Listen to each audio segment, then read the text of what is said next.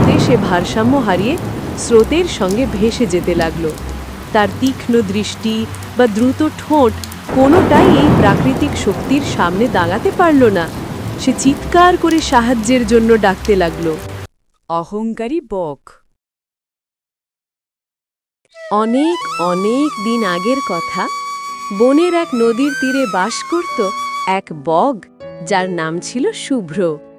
শুভ্র ছিল তার নামের মতোই সাদা, দীর্ঘ গ্রীবা আর ঝকঝকে ঠোঁট।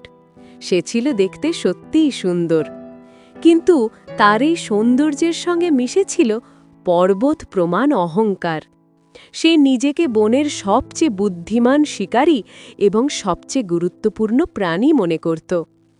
যখনই সে কোনো ছোট মাছ ধরত, সে অন্যদের দিকে এমনভাবে তাকাত যেন সে একাই সব জ্ঞান ধারণ করে। আরে, এই মাছটা ধরতেও কি তোমাদের এত সময় লাগে? সে প্রায়ই অন্য সাধারণ বগদের দিকে মুখ ভেঙিয়ে বলতো।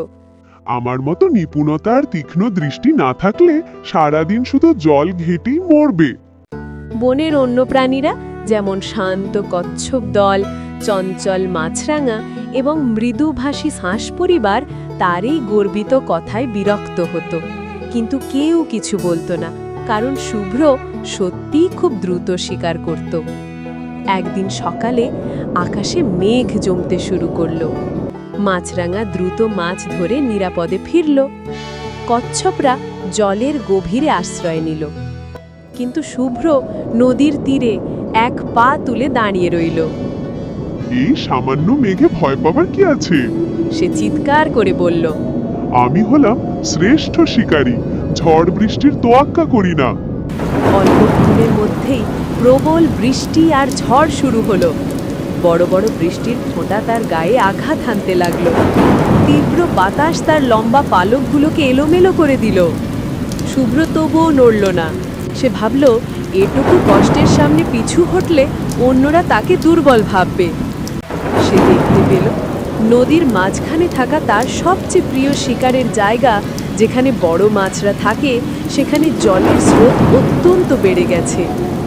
এই মাছগুলোই আমার চাই।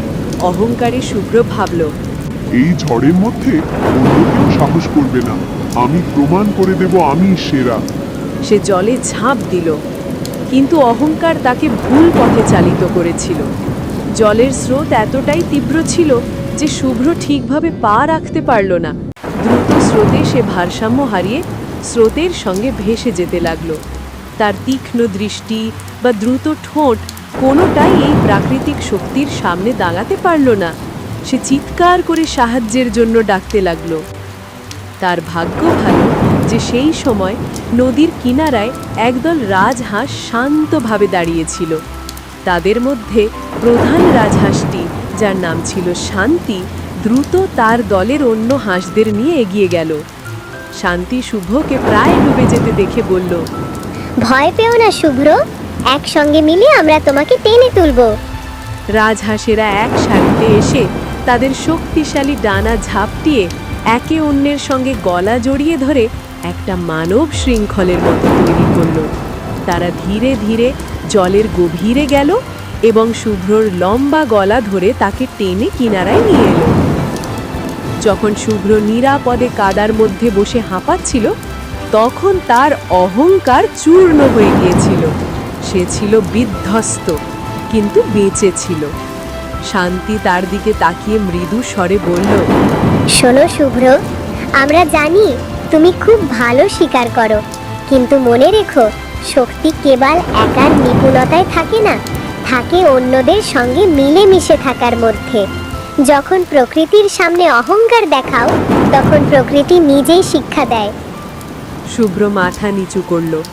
তার সুন্দর পালকগুলো কাদা মাখা ছিল আর তার অহংকার ধুয়ে গিয়েছিল জলের স্রোতে। শান্তি, আমি তোমাকে জীবন দিই। আমি তোমাদের নিয়ে উপহাস করেছি। আমাকে ক্ষমা করো।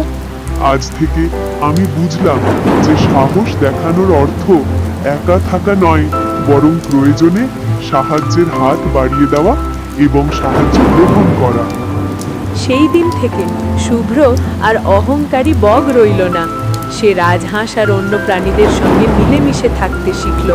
সে তার শিকারের কৌশল শেখালো অন্যদের, আর প্রয়োজনে অন্য সবার সঙ্গে মিলেমিশে কাজ করতে শিখল।